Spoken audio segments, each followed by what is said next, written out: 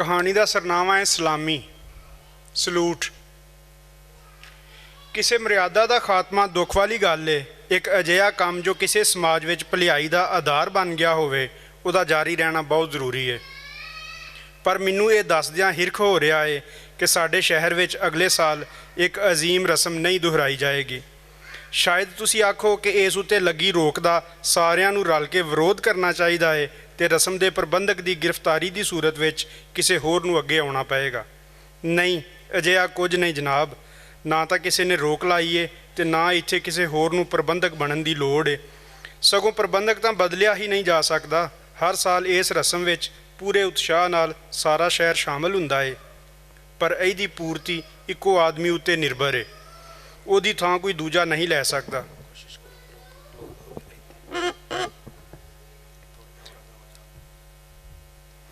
उहदी थां कोई दूजा नहीं लै सकता। है ना अजीब गल।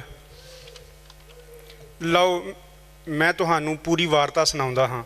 साडा निक्का जिहा शहर चुगत्तियां दे राज विच एक परगना सी जो अंग्रेज़ां दे समय सुंगड़ के तहसील हैडकुआटर रह गया। ऐसे शहर विच एक चौक है जिसनूं सबे लाल चौखंडी कहिंदे ने। ये ना किवें पिया मैं अगे जाके दसांगा।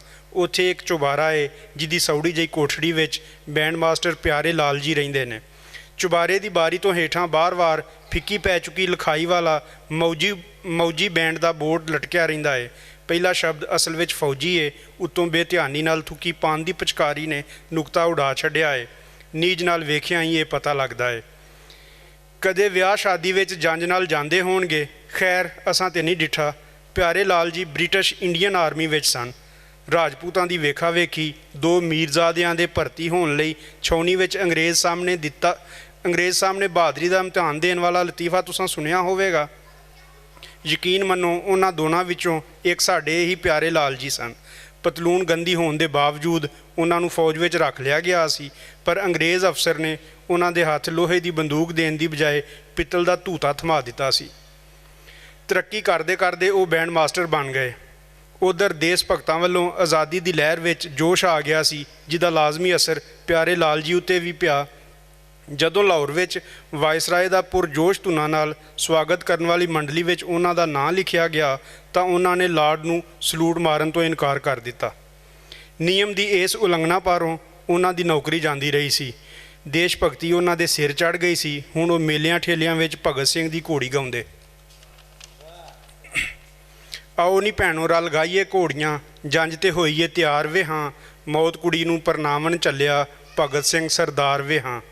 आवाज़ कुछ एडी सरीली नहीं सी, पर लोकां उत्ते इस गाउण दे बोल असर करदे गुजारे जोगा वेलां दी शक्ल विच उन्हां नूं लभ ही जांदा। कहिंदे ने कि एक मेले अंदर मौत दे खूह विच फटे उत्ते नचन वाली एक मटियार उत्ते प्यारे लाल जी अपना दिल हार बैठे सन।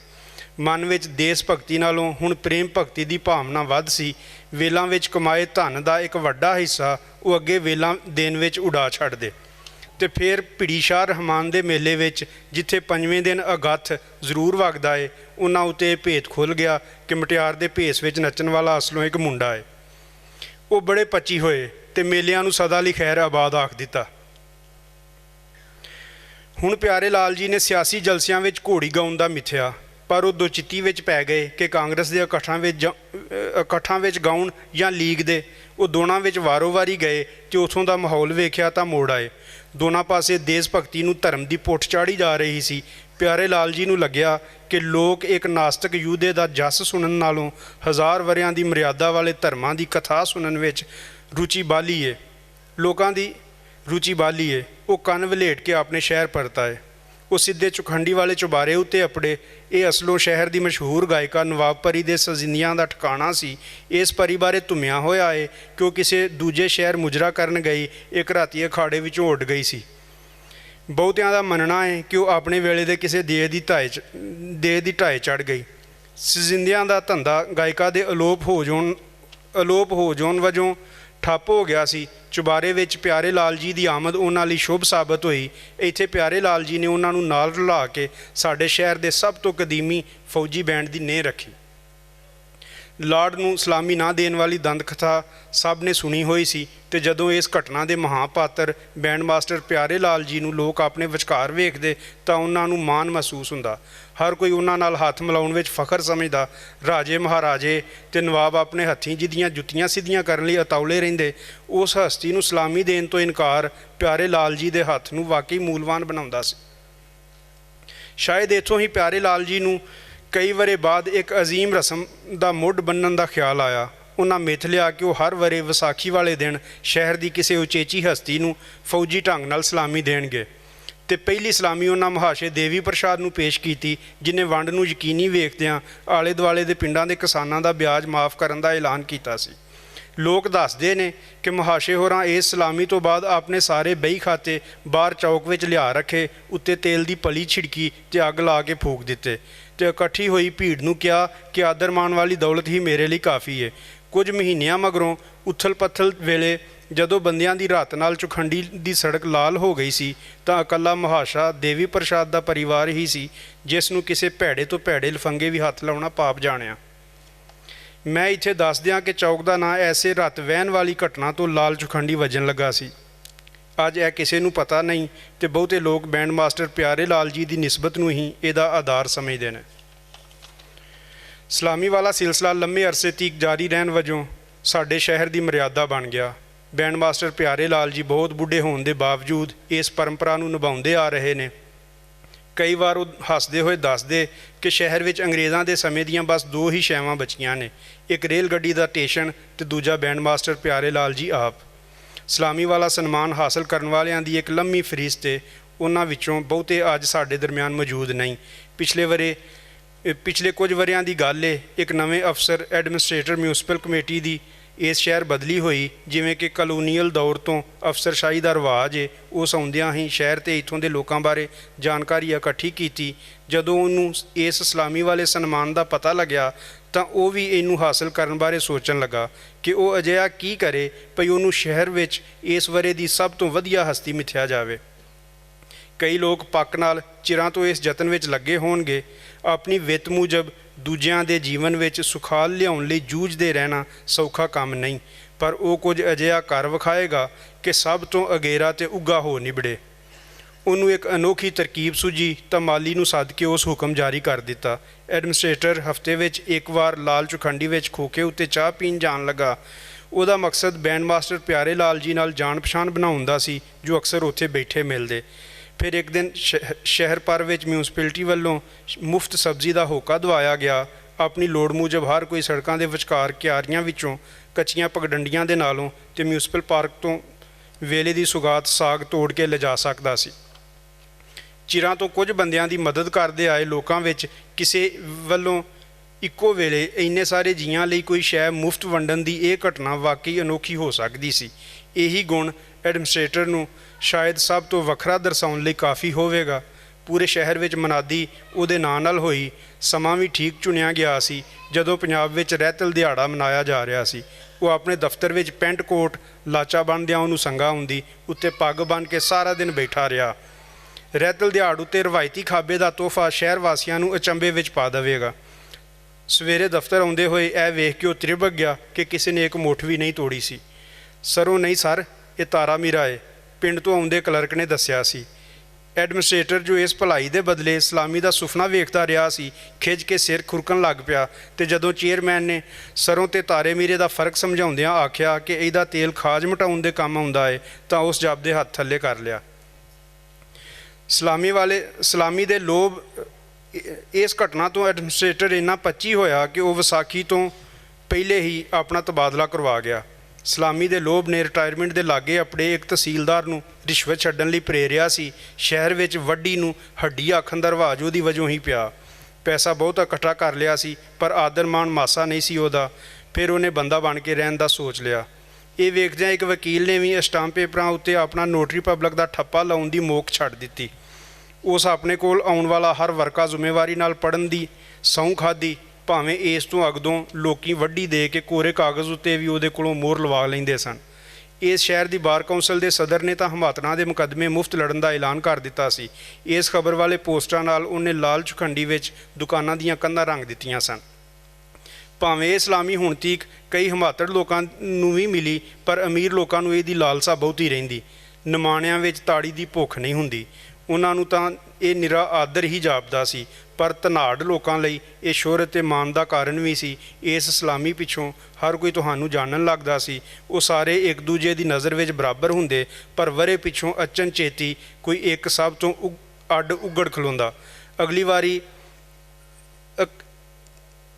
ਇਕੱਲੀ ਇੱਕ ਸ਼ਖਸ ਦੀ ਹੀ ਨਹੀਂ, ਸਗੋਂ ਪੂਰੇ ਪਰਿਵਾਰ ਦੀ ਬੱਲੇ ਬੱਲੇ ਹੋ ਜਾਂਦੀ। ਇਹ ਉਹ ਪਛਾਣ ਸੀ ਜਿਹੜੀ ਕਿਧਰੋਂ ਮੁੱਲ ਨਹੀਂ ਮਿਲਦੀ ਸੀ। ਇਹ ਇਸਲਾਮੀ ਸ਼ਹਿਰ ਦੇ ਮੋਹਤਬਰ ਲੋਕਾਂ ਦੇ ਸੁਭਾਅ ਵਿੱਚ ਸੁਧਾਰ ਦਾ ਸਬੱਬ ਵੀ ਸੀ।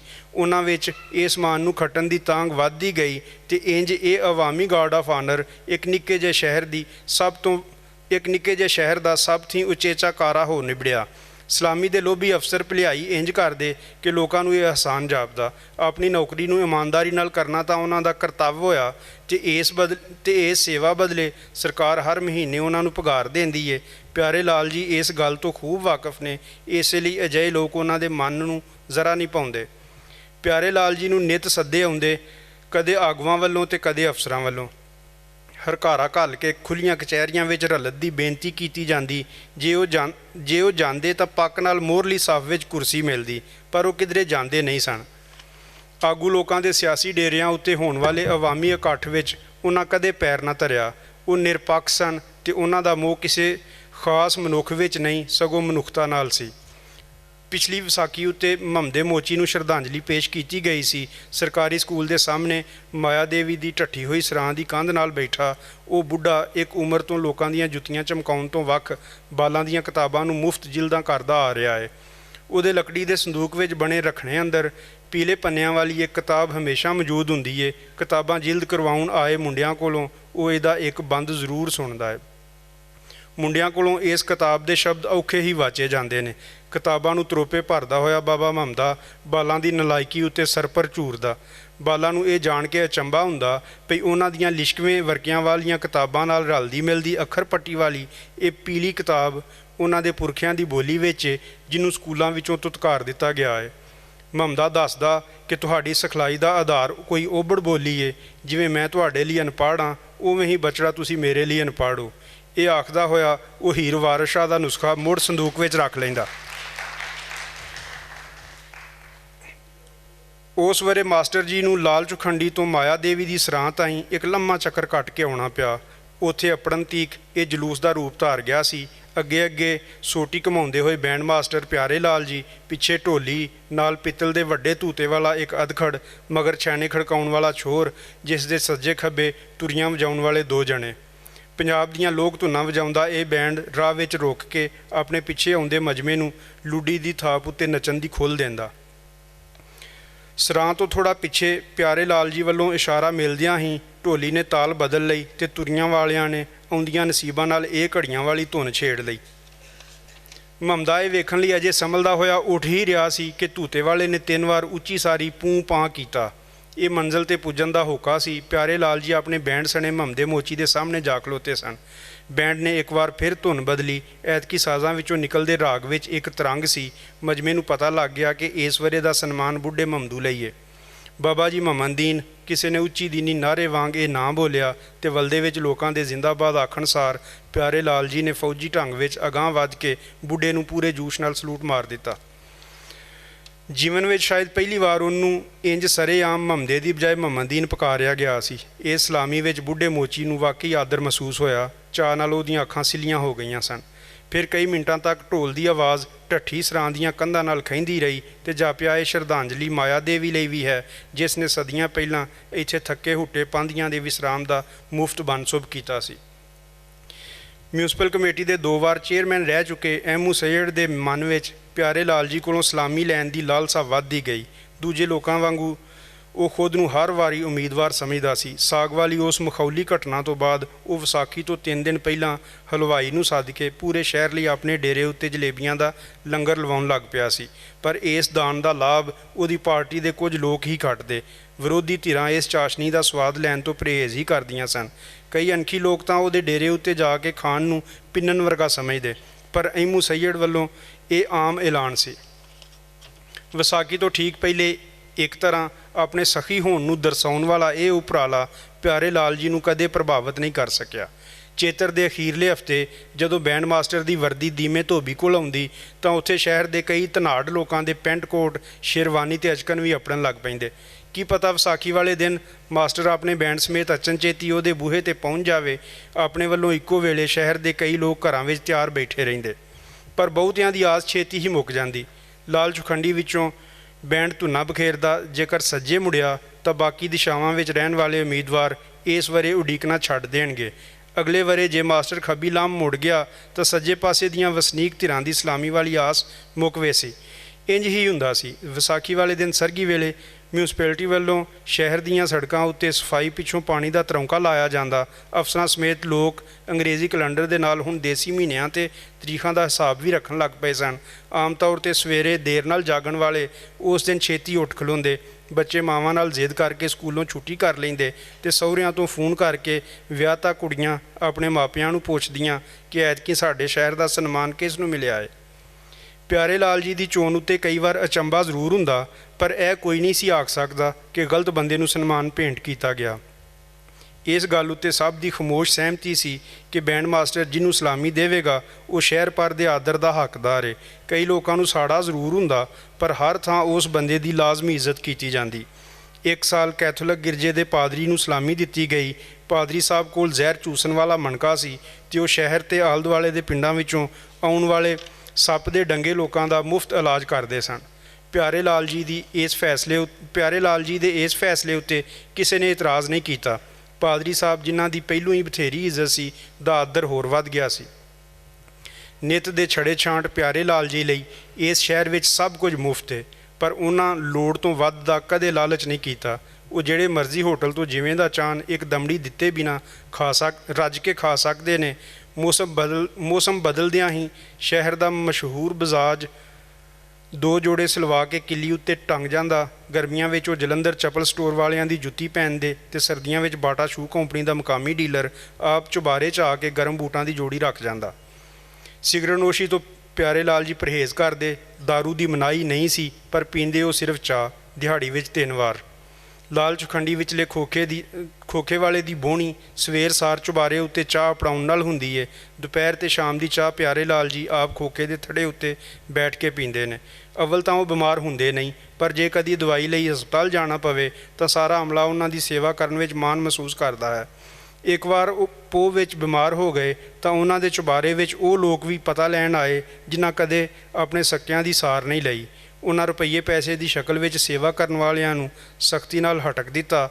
ਇਸ ਮਗਰੋਂ ਨਿੱਕੀ ਜਿਹੀ ਕੋਠੜੀ ਫਲ ਫਰੂਟ ਦੀਆਂ ਡਾਲੀਆਂ ਨਾਲ ਭਰੀਚ ਗਈ ਤੇ ਉਸ ਵਰੇ ਮਾਈ ਅੱਲਾ ਰੱਖੀ ਦੀ ਦਰਗਾਹ ਦੇ ਮਲੰਗਾਂ ਨੇ ਬੈਂਡ ਮਾਸਟਰ ਪਿਆਰੇ ਲਾਲ ਜੀ ਦੀ ਮਿਹਰਬਾਨੀ ਨਾਲ ਜ਼ਿੰਦਗੀ ਵਿੱਚ ਪਹਿਲੀ ਵਾਰ ਰੱਬ ਦੀਆਂ ਉਹ ਨੇਮਤਾਂ ਚੱਖੀਆਂ ਜਿਨ੍ਹਾਂ ਦੇ ਬਾਰੇ ਵਿੱਚ ਉਹਨਾਂ ਕਦੇ ਸੋਚਿਆ ਵੀ ਨਹੀਂ ਸੀ। ਕੁਝ ਇੱਕ ਨੂੰ ਤਾਂ ਸਾਵੀ, ਜਿਹਨੂੰ ਉਹ ਰੋਜ਼ ਘੋਟਾ ਲਾਉਂਦੇ ਤੇ ਬਿਲਾ ਨਾਗਾ ਪੀਂਦੇ ਨੇ, ਦੇ ਲੋਰੇ ਵਿੱਚ ਆਪਣੇ ਸਵਰਗ ਵਿੱਚ ਹੋਣ ਦਾ ਭਰਮ ਵੀ ਹੋਇਆ। ਜੇਕਰ ਉੱਥੇ ਹੂਰਾਂ ਦੀ ਥੋੜ ਜਿਨ੍ਹਾਂ ਲਈ ਉਹ ਡਾਢੇ ਤਰਸੇ ਹੋਏ ਨੇ ਨਾ ਦਿਸਦੀ ਤਾਂ ਸ਼ਾਇਦ ਉਹਨਾਂ ਦਾ ਭਰਮ ਯਕੀਨ ਵਿੱਚ ਬਦਲ ਜਾਂਦਾ। ਵਿਸਾਖੀ ਆਉਣ ਤੀਕ ਪਿਆਰੇ ਲਾਲ ਜੀ 9 ਬਰ 9 ਹੋ ਗਏ। ਕੋਈ ਵੇਖ ਕੇ ਗਵੇੜ ਨਹੀਂ ਲਾ ਸਕਦਾ ਸੀ ਕਿ ਬੁੱਢਾ 100 ਵਰਿਆਂ ਨੂੰ ਟੱਪ ਖਲੋਤਾ ਏ। ਉਹਨਾਂ ਦੇ ਕਈ ਸ਼ਾਗਿਰਦ ਆਏ ਤੇ ਗਏ, ਪਰ ਉਹ ਉੱਥੇ ਦੇ ਉੱਥੇ ਕਾਇਮ ਦਾਇਮ ਸਨ। ਦੀਮਾ ਧੋਬੀ ਪੁਰਾਣੀ ਵਰਦੀ ਦੀ ਥਾਂ ਬੈਂਡ ਮਾਸਟਰ ਦੀ ਕਲਫ ਲੱਗੀ ਨਵੀਂ ਵਰਦੀ ਹੈਂਗਰ ਸਮੇਤ ਕਿੱਲੀ ਉੱਤੇ ਟੰਗ ਗਿਆ ਸੀ। ਜੇ ਉਹਨਾਂ ਨੂੰ ਪਤਾ ਲੱਗ ਜਾਂਦਾ ਕਿ ਇਹ ਅਹਿਮੂ ਸੈਯਦ ਨੇ ਧੋਬੀ ਨੂੰ ਭਜਵਾਈ ਏ ਤਾਂ ਉਹ ਕਦੇ ਨਾ ਪਹਿਨਦੇ। ਅਹਿਮੂ ਸੈਯਦ ਨੂੰ ਆਪਣੇ ਮਨ ਵਿੱਚ ਪੱਕ ਸੀ ਕਿ ਐਤਕੀ ਇਸਲਾਮੀ ਸਰਪਰ ਉਹਨੂੰ ਹੀ ਮਿਲਣੀ ਹੈ ਤੇ ਉਹ ਨਹੀਂ ਸੀ ਚਾਹੁੰਦਾ ਕਿ ਉਹਦੇ ਡਰਾਇੰਗ ਰੂਮ ਦੀ ਕੰਧ ਉੱਤੇ ਸੱਜਣ ਵਾਲੀ ਤਸਵੀਰ ਵਿੱਚ ਉਹਨੂੰ ਸਲੂਟ ਕਰ ਰਹੇ ਬੈਂਡ ਮਾਸਟਰ ਦੀ ਵਰਦੀ ਉਹਦੇ ਲਿਸ਼ਕ ਦੇ ਪੈਂਟ ਕੋਟ ਦੇ ਮੁਕਾਬਲੇ ਵਿੱਚ ਬਦਰੰਗ ਤੇ ਫਿੱਕੀ ਨਜ਼ਰ ਆਵੇ। ਹੁਣ ਤਾਂ ਡਿਜੀਟਲ ਕੈਮਰਿਆਂ ਦਾ ਦੌਰ ਹੈ। ਇਸ ਇਸਲਾਮੀ ਨੂੰ ਹਰ ਤਰ੍ਹਾਂ ਸ਼ਾਨਦਾਰ ਹੋਣਾ ਚਾਹੀਦਾ ਹੈ। ਅਹਿਮੂ ਸੈਯਦ ਨੇ ਸ਼ਹਿਰ ਦੇ ਸਭ ਤੋਂ ਵਧੀਆ ਕੈਮਰਾਮੈਨ ਨੂੰ ਚੁੱਪ ਚੁਪੀਤੇ ਸਾਈ ਫੜਾ ਛੱਡੀ ਸੀ। ਪਿਆਰੇ ਲਾਲ ਜੀ ਨੇ ਬਹੁਤ ਗੌਰ ਕੀਤਾ, ਪਰ ਉਹਨਾਂ ਨੂੰ ਕੋਈ ਜੀ ਅਜਿਹਾ ਨਜ਼ਰ ਨਹੀਂ ਆਇਆ ਜਿਹਨੂੰ ਇਸ ਵੇਲੇ ਦੀ ਇਸਲਾਮੀ ਪੇਸ਼ ਕੀਤੀ ਜਾਵੇ। ਸ਼ਹਿਰ ਜਿਵੇਂ ਮੁਨਾਫਕ ਤੇ ਲੋਭੀ ਲੋਕਾਂ ਨਾਲ ਭਰਿਆ ਪਿਆ ਸੀ। ਚੰਗੇ ਬੰਦੇ ਤਾਂ ਸਾਰੇ ਲੱਦ ਗਏ ਸਨ, ਪਰ ਜਦ ਤੀਕ ਪਿਆਰੇ ਲਾਲ ਜੀ ਜਿਉਂਦੇ ਨੇ ਹਰ ਵਰੇ ਕਿਸੇ ਇੱਕ ਹਸਤੀ ਨੂੰ ਉਹ ਸ਼ਰਧਾਂਜਲੀ ਜ਼ਰੂਰ ਭੇਂਟ ਕਰਨਗੇ। ਖੈਰ, ਇਹਦਾ ਬਨਸੋਬ ਉਹਨਾਂ ਕਰ ਲਿਆ ਸੀ। ਵਿਸਾਖੀ ਵਾਲੇ ਦਿਨ ਦੀ ਹਰ ਕਿਸੇ ਨੂੰ ਉਡੀਕ ਸੀ। ਸਵੇਰ ਹੋਈ, ਪਿਆਰੇ ਲਾਲ ਜੀ ਦੇ ਲੱਥਣ ਤੋਂ ਪਹਿਲੇ ਹੀ ਚੁਖੰਡੀ ਵਿੱਚ ਹਿਲਜੁਲ ਸ਼ੁਰੂ ਹੋ ਗਈ ਸੀ। ਸਭ ਤੋਂ ਅਗਦੋਂ ਚਾਹ ਵਾਲੇ ਖੋਖੇ ਤੇ ਕੈਮਰਾਮੈਨ ਅਪੜਿਆ ਥੜਿਆਂ ਉੱਤੇ ਬੈਠੇ ਬੰਦੇ ਪਿਛਲੇ ਸਾਲਾਂ ਵਾਂਗੂ ਐਤਕੀ ਵੀ ਇਸ ਵਰੇ ਦੀ ਸਲਾਮੀ ਤੇ ਜੇਤੂ ਨਾਂ ਉੱਤੇ ਸ਼ਰਤਾਂ ਲਾ ਰਹੇ ਸਨ। ਇੱਕ ਆਦਮੀ ਨੇ ਭੋਏ ਉੱਤੇ ਕਰਾਸ ਦਾ ਨਿਸ਼ਾਨ ਵਾਹਿਆ ਤੇ ਸਭ ਨੂੰ ਮੁਤਵੱਜੋ ਕਰਕੇ ਪੁੱਛਣ ਲੱਗਾ, ਦੱਸੋ ਭਲਾ ਇਹ ਚੁਖੰਡੀ ਵਿੱਚੋਂ ਐਤਕੀ ਬੈਂਡ ਮਾਸਟਰ ਕਿਹੜੀ ਲਾਮ ਨੂੰ ਨਿਕਲੇਗਾ? ਸੱਜੇ। ਕੈਮਰਾਮੈਨ ਝੱਟ ਦੀ ਨਹੀਂ ਬੋਲ ਪਿਆ। ਸ਼ਰਤ ਲਾਉਂਦਾ ਹੈ? ਕਿਸੇ ਨੇ ਕਿਹਾ। ਕੈਮਰਾਮੈਨ ਨੂੰ ਪੂਰਾ ਯਕੀਨ ਸੀ ਕਿਉਂ ਜੋ ਐਮੂ ਦਾ ਘਰ ਚੁਬਾਰੇ ਵੱਲ ਮੂੰਹ ਕਰਕੇ ਖਲੋਵੋ ਤਾਂ ਚੁਖੰਡੀ ਵਿੱਚੋਂ ਸੱਜੇ ਹੱਥ ਹੀ ਪੈਂਦਾ ਹੈ। ਉਹਨੇ ਸ਼ਰਤ ਲਾਉਂਦਿਆਂ ਚਿਰ ਨਾ ਲਾਇਆ। ਖੋਖੇ ਉੱਤੇ ਮੌਜੂਦ ਬੰਦੇ ਗਿਣੇ ਗਏ ਤੇ ਸਲਾਮੀ ਤੋਂ ਬਾਅਦ ਹਾਰਨ ਵਾਲੇ ਦੇ ਪੱਲਿਓਂ ਸਾਰਿਆਂ ਨੂੰ ਮੁੜ ਚਾਹ ਪਿਆਉਣ ਦਾ ਵਾਅਦਾ ਕੀਤਾ ਗਿਆ। ਹਰ ਵਿਸਾਖੀ ਨੂੰ ਸ਼ਹਿਰ ਵਿੱਚ ਅਜਿਹੀਆਂ ਹੀ ਛੋਟੀਆਂ-ਛੋਟੀਆਂ ਸ਼ਰਤਾਂ ਲੱਗਦੀਆਂ ਸਨ ਜਿਨ੍ਹਾਂ ਨੂੰ ਜੁਆ ਨਹੀਂ ਆਖ ਸਕਦੇ। ਚੁਬਾਰੇ ਵਿੱਚ ਪਿਆਰੇ ਲਾਲ ਜੀ ਜਦੋਂ ਵਰਦੀ ਪਾ ਰਹੇ ਸਨ, ਠੀਕ ਉਦੋਂ ਸ਼ਹਿਰ ਦੇ ਵੱਖ-ਵੱਖ ਕੋਨਿਆਂ ਵਿੱਚ ਕਈ ਬੰਦੇ ਆਪਣੇ ਘਰਾਂ ਵਿੱਚ ਬਣ ਫੱਬ ਰਹੇ ਸਨ, ਜਿਨ੍ਹਾਂ ਵਿੱਚੋਂ 4 ਬੰਦਿਆਂ ਨੂੰ ਤਾਂ ਆਪਣੇ ਵੱਲੋਂ ਜਿਵੇਂ ਪੂਰਾ ਵਿਸ਼ਵਾਸ ਸੀ। ਰਿਟਾਇਰਡ ਤਹਿਸੀਲਦਾਰ, ਬਾਰ ਕੌਂਸਲ ਦਾ ਸਦਰ, ਨੋਟਰੀ ਪਬਲਿਕ ਵਾਲਾ ਵਕੀਲ ਤੇ ਸਾਬਕਾ ਚੇਅਰਮੈਨ ਐਮੂ। ਬਾਰ ਕੌਂਸਲ ਦਾ ਸਦਰ ਤਾਂ ਪਿਛਲੇ 15 ਦਿਨਾਂ ਤੋਂ ਲਗਾਤਾਰ ਸ਼ਾਮੀ ਲਾਲ ਚੁਖੰਡੀ ਵਾਲੇ ਖੋਖੇ ਤੇ ਚਾਹ ਪੀਣ ਆ ਰਿਹਾ ਸੀ ਤੇ ਉੱਥੇ ਮੌਜੂਦ ਪਿਆਰੇ ਲਾਲ ਜੀ ਨੂੰ ਸੁਣਾਉਣ ਲਈ ਵਿਸਾਖੀ ਵਾਲੇ ਦਿਨ ਮੈਂ ਘਰ ਹੀ ਹੁੰਨਾ ਘੱਟੋ ਘੱਟ ਇੱਕ ਵਾਰ ਜ਼ਰੂਰ ਬੋਲਦਾ, ਮਤਲਬ ਕਿ ਬੈਂਡ ਮਾਸਟਰ ਪਿਆਰੇ ਲਾਲ ਜੀ ਉਹਨੂੰ ਕਚਹਿਰੀ ਵਿੱਚ ਨਾ ਲੱਭਦੇ ਫਿਰਨ। 10 ਵਜੇ ਦੇ ਲਾਗੇ ਜਦੋਂ ਚੁਖੰਡੀ ਵਿੱਚ ਬਾਲਾਂ ਦੀ ਚੋਖੀ ਭੀੜ ਜਮ੍ਹਾਂ ਹੋ ਗਈ ਸੀ, ਪਿਆਰੇ ਲਾਲ ਜੀ ਨਵੀਂ ਨਕੋਰ ਵਰਦੀ ਵਿੱਚ ਆਪਣੇ ਬੈਂਡ ਸਮੇਤ ਥੱਲੇ ਉਤਰੇ। ਸਭ ਤੋਂ ਪਹਿਲਾਂ ਧੂਤੇ ਵਾਲੇ ਨੇ ਇੱਕ ਵਾਰ ਲੰਮਾ ਸਾਰਾ ਪੂੰ ਪਾਂ ਕੀਤਾ, ਫਿਰ ਢੋਲੀ ਨੇ ਡਗਾ ਮਾਰਿਆ ਤੇ ਮੁੜ ਛੈਣਿਆਂ ਦੀ ਤਾਲ ਵਿੱਚ ਤੁਰੀਆਂ ਵਾਲਿਆਂ ਨੇ ਭਗਤ ਸਿੰਘ ਦੀ ਘੋੜੀ ਦੀ ਧੁਨ ਵਜਾਈ। ਇਹੀ ਰਿਵਾਜ ਸੀ, ਹਰ ਸਾਲ ਮੁੱਢ ਇੰਜ ਹੀ ਵੱਜਦਾ। ਧੂਤੇ ਵਾਲੇ ਦੀ ਲੰਮੀ ਪੂੰ ਪਾਂ ਸਾਰੇ ਸ਼ਹਿਰ ਵਿੱਚ ਸੁਣੀ ਗਈ। ਸਲਾਮੀ ਵਾਲੇ ਕਾਫਲੇ ਨਾਲ ਰਲਣ ਲਈ ਲੋਕ ਗਲੀਆਂ ਬਾਜ਼ਾਰਾਂ ਵਿੱਚੋਂ ਨਿਕਲ ਕੇ ਬਾਹਰ ਸੜਕ 'ਤੇ ਆ ਗਏ। ਧੁਨਾ ਬਖੇਰ ਦੇ ਬੈਂਡ ਨੇ ਐਤਕੀ ਕਿਸੇ ਇੱਕ ਸੰਮਤ ਵੱਲ ਮੂੰਹ ਕਰਨ ਦੀ ਬਜਾਏ ਸੋਟੀ ਘੁਮਾਉਂਦੇ ਹੋਏ ਬੈਂਡ ਮਾਸਟਰ ਦੇ ਪਿੱਛੇ ਚੁਖੰਡੀ ਵਿਚਲੇ ਦਾਇਰੇ ਦਾ ਚੱਕਰ ਪੂਰਾ ਕੀਤਾ। ਚੁਬਾਰੇ ਦੀ ਸੀਧ ਲੈਣ ਤੋਂ ਪਹਿਲਾਂ ਢੋਲੀ ਨੇ ਆਪਣੀ ਥਾਪ ਰਾਹੀਂ ਬਾਲਾਂ ਨੂੰ ਭੰਗੜੇ ਦੇ ਆਰ ਲਾ ਦਿੱਤਾ। ਆਉਂਦੀਆਂ ਨਸੀਬਾਂ ਨਾਲ ਇਹ ਘੜੀਆਂ ਵਾਲੀ ਧੁਨ ਸ਼ੁਰੂ ਹੁੰਦਿਆਂ ਹੀ ਲੋਕ ਚੁਖੰਡੀ ਵੱਲ ਦੌੜ ਪਏ। ਉਹਨਾਂ ਦੇ ਉੱਥੇ ਆਉਣ ਤੀਕ ਧੂਤੇ ਵਾਲੇ ਨੇ ਛੇਕੜ ਦਾ ਸੁਰ ਫੂਕ ਦਿੱਤਾ ਸੀ। ਬੈਂਡ ਮਾਸਟਰ ਦੇ ਸੋਟੀ ਖੱਬੀ ਕੱਛ ਵਿੱਚ ਦੱਬਦਿਆਂ ਹੀ ਚੁਬਾਰੇ ਦੀ ਛੱਤ ਉੱਤੋਂ 10x20 ਦੀ ਈਦੀ ਸਾਹਿਬ ਦੀ ਤਸਵੀਰ ਵਾਲੀ ਫਲੈਕਸ ਥੱਲੇ ਲਮਕ ਪਈ। ਚੁਖੰਡੀ ਤੋਂ ਸੱਜੇ ਪਾਸੇ ਤੁਰਿਆ ਜਾਂਦਾ ਕੈਮਰਾਮੈਨ ਇਹ ਵੇਖ ਕੇ ਅਬਦੁਲਸਤਾਰ ਈਦੀ ਦੇ ਨਾਅਰੇ ਲਾਉਂਦਾ ਮੁੜ ਪਿਆ। ਬੈਂਡ ਮਾਸਟਰ ਪਿਆਰੇ ਲਾਲ ਜੀ ਨੇ ਅਗਾਂਹ ਵੱਧ ਕੇ ਪੂਰੀ ਸ਼ਰਧਾ ਨਾਲ ਈਦੀ ਸਾਹਿਬ ਨੂੰ ਸਲਾਮੀ ਪੇਸ਼ ਕਰ ਦਿੱਤੀ। ਇਹ ਪਹਿਲੀ ਵਾਰ ਸੀ ਕਿ ਜ਼ਿੰਦਾਬਾਦ ਆਖਦੇ ਮਜਮੇ ਦੇ ਹੱਥ ਵੀ ਆਪ ਮੁਹਾਰੇ ਸਲਾਮੀ ਲਈ ਉੱਠ ਗਏ ਸਨ। USSR ਵੱਲੋਂ ਮਿਲੇ ਲੈਨਨ ਅਮਨ ਪ੍ਰਾਈਜ਼ ਦੀ ਤੁਲਨਾ ਵਿੱਚ ਈਦੀ ਸਾਹਿਬ ਨੂੰ ਬੈਂਡ ਮਾਸਟਰ ਪਿਆਰੇ ਲਾਲ ਜੀ ਵੱਲੋਂ ਭੇਂਟ ਕੀਤਾ ਗਿਆ ਸਨਮਾਨ ਭਾਵੇਂ ਛੋਟਾ ਸੀ, ਪਰ ਇਹ ਸ਼ਹਿਰ ਭਰ ਦੇ ਪਖੰਡੀਆਂ ਨੂੰ ਲੋਕਾਂ ਦੀਆਂ ਨਜ਼ਰਾਂ ਵਿੱਚ ਬਹੁਤ ਹੀਣਾ ਕਰ ਗਿਆ, ਖਾਸ ਕਰਕੇ ਐਮੂ ਸੈਯਦ ਨੂੰ। ਵਿਸਾਖੀ ਤੋਂ ਪਿੱਛੋਂ ਇੱਕ ਦਿਨ ਪਿਆਰੇ ਲਾਲ ਜੀ ਰੋਜ਼ ਵਾਂਗੂ ਮਸੀਤ ਜਾਣ ਲਈ ਘੁਸਮਸੇ ਵਿੱਚ ਥੱਲੇ ਉਤਰੇ ਤਾਂ ਪੈਰ ਰੱਖਦਿਆਂ ਹੀ ਕੇਲੇ ਦੀ ਛਿੱਲੜ ਤੋਂ ਤਿਲਕ ਪਏ। ਸੰਭਲਣ ਲਈ ਉਹਨਾਂ ਸੱਜੇ ਹੱਥ ਦਾ ਸਹਾਰਾ ਲਿਆ ਤਾਂ ਉਹਨਾਂ ਦੇ ਆਪਣੇ ਭਾਰ ਨਾਲ ਹੀ ਗੁੱਟ ਟੁੱਟ ਗਿਆ। ਚਾਂਗਰ ਸੁਣ ਕੇ ਦੂਰ ਨੇੜੇ ਦੇ ਗਲੀ ਮੁਹੱਲਿਆਂ ਵਿੱਚੋਂ ਲੋਕ ਇਕੱਠੇ ਹੋ ਗਏ, ਸਿਵਾਏ ਨੇੜੇ ਹੀ ਰਹਿਣ ਵਾਲੇ ਐਮੂ ਦੇ। ਪਿਆਰੇ ਲਾਲ ਜੀ ਨੂੰ ਚੁੱਕ ਕੇ ਖੜਾ ਕੀਤਾ ਗਿਆ। ਉਹ ਬਾਂਹ ਉਤਾਂਹ ਕਰਦੇ ਤਾਂ ਸੱਜਾ ਹੱਥ ਲੇਲੇ ਦੇ ਕੰਨ ਵਾਂਗੂ ਲਮਕ ਜਾਂਦਾ। ਹਸਪਤਾਲ ਲਿਜਾਣ ਤੋਂ ਪਹਿਲਾਂ ਕਈ ਵਾਰ ਤੱਤੇ ਤਾਂ ਉਹਨਾਂ ਦਾ ਗੁੱਟ ਚਾੜਨ ਦੀ ਕੋਸ਼ਿਸ਼ ਕੀਤੀ ਗਈ। ਡਾਕਟਰਾਂ ਨੇ ਐਕਸਰੇ ਤੋਂ ਬਾਅਦ ਦੱਸਿਆ ਕਿ ਹੱਡੀ ਟੁੱਟ ਗਈ ਏ, ਜੁੜ ਜਾਏਗੀ, ਪਰ ਗੁੱਟ ਚਾੜਨ ਦੇ ਚੱਕਰ ਵਿੱਚ ਸ਼ਾਇਦ ਹੱਥ ਨੂੰ ਵਾਰ-ਵਾਰ ਹਿਲਾਉਣ ਵਜੋਂ ਪੱਠਾ ਕੱਟ ਕੀਤਾ ਏ, ਉਹਦਾ ਕੋਈ ਉਪਾਅ ਨਹੀਂ, ਉਹ ਸੁੱਕ ਜਾਏਗਾ ਤੇ ਹੱਥ ਸਦਾ ਲਈ ਬੇਕਾਰ ਹੋ ਗਿਆ ਏ। ਤੇ ਇੰਜ ਸਾਡੇ ਸ਼ਹਿਰ ਵਿੱਚ ਇੱਕ ਮਰਿਆਦਾ ਦਾ ਖਾਤਮਾ ਹੋ ਗਿਆ।